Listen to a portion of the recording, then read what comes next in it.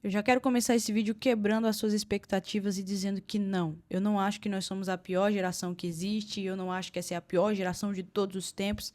Na realidade, nossa geração é a geração que está deixando mais visível aquilo que tem de ruim no ser humano, tá? Mas não é a pior geração que já existiu, porque se a gente for lá desde a Bíblia de Sodoma e Gomorra, existem cidades que faziam coisas horrorosas, assim, pecados absurdos, atos horríveis. Então eu não acho que a nossa geração é a pior geração que existe. Apesar de estar aqui falando como a cabeça de uma jovem conservadora no século XXI, eu não acho que a nossa geração é a pior. Até porque a nossa geração tem muitos pontos positivos. A nossa geração, ela avançou muito no que se diz respeito à saúde mental, tem uma consciência enorme sobre saúde mental. Existe uma questão de mais diálogo entre a nossa geração, entre entender o que o outro pensa, empatia. Não que isso aconteça tanto na prática, né? Mas existe isso. E também uma consciência emocional, um avanço tecnológico. Existem muitas qualidades, mas é óbvio que existem coisas ruins, né? Como a depravação, como a superficialidade que existe na nossa geração. E como uma jovem conservadora que vive no século XXI, eu vou falar para vocês que é muito difícil lutar contra esse sistema, que é muito difícil viver nesse mundo que está num ritmo muito acelerado, sabe? Essa velocidade constante de crescer, essa ambição, essa superficialidade nos relacionamentos é algo que me incomoda bastante, mas é uma coisa que eu luto muito contra, porque eu sei que eu sou suscetível a viver igual ou pior do que essas pessoas que vivem essa superficialidade. Porque a gente, como cristão, não sei se você é cristão ou não, se você é conservador ou não. Se você clicou nesse vídeo, possivelmente você é uma pessoa conservadora. Nós que somos conservadores, a gente tem uma tendência muito grande a dizer: nossa, eu repudio, isso tudo tá longe de mim, eu não quero saber dessas coisas. Mas a gente se esquece que a gente é ser humano e a gente é tão suscetível quanto essas pessoas a praticar isso, tá? A gente quer se manter o mais longe possível porque a gente sabe que isso não faz bem, que isso não é bom, que isso não agrada a Deus, que isso não coopera para nada de bom. É só coisa ruim que existe nessa superficialidade nos relacionamentos, em sexo, em droga e bebida, é só isso que tem, tá? Apesar dos pontos positivos que existem na nossa geração, existem muitas coisas negativas. E como eu disse, eu não acho que a nossa geração é a pior. A nossa geração é a que mais expôs isso e que mais está vivendo isso abertamente e não tem vergonha de esconder o que vive e o que pensa e o que fala, tá? Eu acho que é isso. E a gente não pode se sentir superior a essas pessoas como conservadores porque a gente vive de um modo diferente. Não porque a gente é tão suscetível quanto essas pessoas a viver isso. Nós somos pessoas falhas, nós somos pessoas que também erramos. Então a gente não pode se sentir superior a essas pessoas. A gente precisa, poxa, eu cheguei num nível, eu entendi que apesar de eu querer viver esse tipo de prática, eu sei que isso não é bom pra mim, eu sei que isso não agrada a Deus, eu sei que isso não contribui em nada, sabe? Mas se sentir superior a essas pessoas, não rola. E existe uma coisa na nossa geração que é a ambição. E as pessoas falam muito sobre ambição ser algo que te move, algo que te estimula. E é uma coisa que eu discordo muito da nossa geração, que é essa questão da ambição. A ambição nunca foi e nunca será uma virtude. Nunca foi e nunca será uma virtude. A ambição é um desejo desmedido por poder, status ou riqueza. E isso só alimenta a ansiedade e o vazio que existe nessa geração. Isso não é o que Deus deseja para nós. No livro O Deus que Destrói Sonhos, ele fala sobre essa questão da ambição. Ele fala na página 38: a ambição não é bem vista pela Bíblia. Ela é o oposto de um coração sábio e é procedência mundana e demoníaca, segundo Tiago, capítulo 3, 13 ao 18. O termo eritéia, traduzido pela NVT como ambição egoísta, pode também significar partidarismo, rivalidade ou ambição, e nunca é usado de uma forma positiva no Novo Testamento. Ou seja, a gente começou a usar a palavra ambição para coisas boas. Tanto é que, numa das versões da Bíblia, ela descreve como uma ambição egoísta. Mas falar ambição egoísta é uma coisa redundante porque a ambição nunca foi uma coisa boa. É sempre querer mais, é sempre querer mais, mais poder, mais riquezas, mais status, sempre estar acima de tudo e acima de todos. E a ambição é um sentimento egoísta. é um sentimento egoísta e é algo que eu discordo veementemente da nossa geração. Essa ambição. A ambição nunca foi uma coisa boa e nunca será uma coisa boa. Mas não é porque essas pessoas vivem nessa ambição que eu me sinto superior a elas. Eu só penso de uma maneira diferente e eu espero que algum dia essas pessoas possam ter um encontro com Cristo. Espero que algum dia essas pessoas virem a chave na cabeça e percebam que isso é só um vazio e algo que elas querem preencher para se sentir melhores, sabe? No livro, na página 39, ele também vai falar, ele diz o seguinte: é a ambição que faz seus sonhos terem primazia. Ela sempre vai buscar a autorrealização. Inclusive, no latim, ela tem o sentido de sair para fazer campanha eleitoral, buscar fama ou aprovação. Isso é coisa de ego que está bem vivo e não foi crucificado com Cristo. A ambição é algo que existe muito na nossa geração.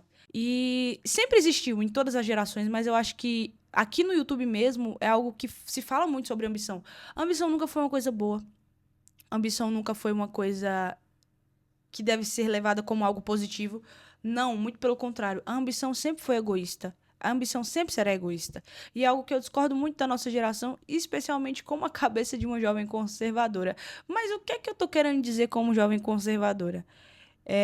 Antigamente eu pensava isso, mas hoje não. Antigamente eu me via como conservadora pensando em algo político, mas não é algo que me define hoje. Eu vejo como conservadora como uma pessoa que prima pela fé, pela minha família, pela moderação, pelo propósito, por não ser uma pessoa superficial. Mas eu acho que essa questão de ser conservadora, existe outro ponto também. É ser uma pessoa que quer viver tranquilamente. Isso é ser conservador. Eu acho que o conservador agora ele está dentro de uma caixa que antes deveria ser algo normal. E eu não estou dizendo, tá, que quem vive assim em libertinagem é um bicho de 7 cabeças, não. Mas eu não consigo achar isso uma coisa tranquila. Mas eu também não vou crucificar essas pessoas que vivem nessa prática, porque eu sei que eu sou capaz de fazer essas coisas. O que eu tenho que entender e o que eu quero que as pessoas entendam é que, poxa, nós somos pessoas que fomos resgatadas por Cristo. Nós somos pessoas que buscamos viver a fé, mas não podemos apedrejar essas outras pessoas, porque elas vivem expostas, porque elas buscam desejo, fama e vivem movidos à ambição. Nós temos que orar por essas pessoas e nós temos que entender que não somos melhores do que elas, só vivemos de um modo diferente. Mas existe outro ponto. Eu acho que é muito mais fácil você ser cristão e conservador do que você ser apenas uma pessoa conservadora. Porque a pessoa que é somente conservador, eu acho que ele acaba partindo para o lado do ego. Eu acho. Eu tenho essa concepção. Eu posso estar errada, mas na minha visão, quem é uma pessoa conservadora, mas não é cristã, ela parte muito pro lado do ego, do moralismo, do que eu tô certo, de que eu sou melhor. E quando nós somos cristãos e conservadores, a gente entende que nós privamos pelos nossos princípios, por amor a Cristo, que tudo, o propósito do que nós fazemos é para Cristo e não para nós mesmos. Sabe por quê? As pessoas julgam muitos cristãos, pessoas cristãs conservadoras, porque nós vivemos regrados e tudo mais, mas tudo tem um propósito maior. Porque eu vou falar para vocês, você acha para mim que é fácil viver lutando contra os meus desejos da carne todos os dias? Não é fácil. Você acha que é fácil lutar contra a ambição, sendo uma jovem de 19 anos que está prestes a fazer 20, vendo as pessoas conquistando milhões de coisas todos os dias, entrando na internet e vendo gente rica, gente famosa, com carro, com viagem, tanta coisa? Você acha que é fácil lutar contra isso? Não é. Não é, por isso que eu acho que é muito mais fácil ser cristão e conservador, porque você está direcionado por um propósito. E isso te ajuda a mortificar o ego. Se você é uma pessoa conservadora e você não é cristã, eu acho que você deveria repensar um pouco as suas motivações, tá? Mas não julgando o estilo de vida que você vive, porque cada um vive do jeito que quer. Porque eu acho que sem Cristo, esses valores viram um peso, viram uma obrigação, sabe? Viram uma questão de ego mesmo, de que eu sou mais, eu tenho intelecto, eu tenho mais isso, eu tenho mais aquilo, e não é assim, sabe? Eu acho que a gente tem que se reconhecer na nossa condição de pecador, de falhos, e que nós temos uma cabeça diferente dessas pessoas, mas que a gente precisa mudar constantemente também, porque senão a gente acaba entrando no ritmo dessas pessoas e vivendo de um jeito que não é um jeito que agrada a Deus.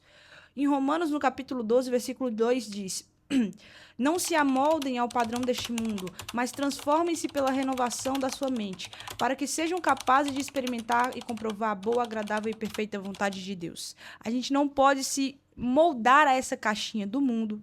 A gente não pode se achar melhor do que eles também. Mas a gente não pode entrar no ritmo e na pilha dessas pessoas, sabe? De ambição, de desejo, de sonhos. A gente precisa correr atrás das coisas, sim, porque eu falo muito aqui nesse canal. Tenha as rédeas da sua vida, sabe? Tome as suas responsabilidades da sua vida, mas cuidado para não colocar os seus desejos acima de tudo. Acima de todas as coisas. A ambição nunca foi uma coisa boa. Essa exposição que a nossa geração vive não é uma coisa boa. Não é. E nunca foi, porque sempre existiu esse tipo de coisa. Mas a questão é, você não é melhor do que ninguém. Eu não sou melhor do que ninguém. Eu não sou melhor do que eles. A diferença é que eu reconheço que eu preciso de Cristo e que tudo isso que eu vivo é para Cristo. Não é porque eu sou melhor do que aquelas pessoas que estão lá fora, não. Você não é melhor do que eles. A diferença é que você entendeu quem é Cristo na sua vida e que você precisa, de alguma forma, falar para eles e que eles precisam mudar também a chave. Porque quando tudo se aponta para Cristo, o nosso ego morre automaticamente. Não dá pra gente ser um cristão ambicioso, porque tudo que nós fazemos aponta para Cristo. E é sobre isso que eu queria falar. A cabeça de uma jovem no século XXI pensa desse jeito. E eu queria saber o que é que vocês acham disso. Eu tô pensando em trazer mais vídeos assim, conversando com vocês, compartilhando aquilo que eu penso. E é isso, tá? Que a gente possa experimentar a vontade de Deus agradável, boa e perfeita. Não somos melhores que ninguém, não podemos mais, mas a gente entende que nós precisamos mudar e tomar cuidado para não cair no ritmo do mundo, mas para que a gente possa experimentar a boa, agradável e perfeita vontade de Deus. Bom, galera, esse foi o vídeo, espero que vocês tenham gostado. Um beijo para as meninas, um abraço para os meninos e até a próxima, se Deus assim nos permitir. Deixa aí embaixo também se você concorda, se você discorda, o que você tem a acrescentar. E é isso, até o próximo vídeo. Tchau, tchau.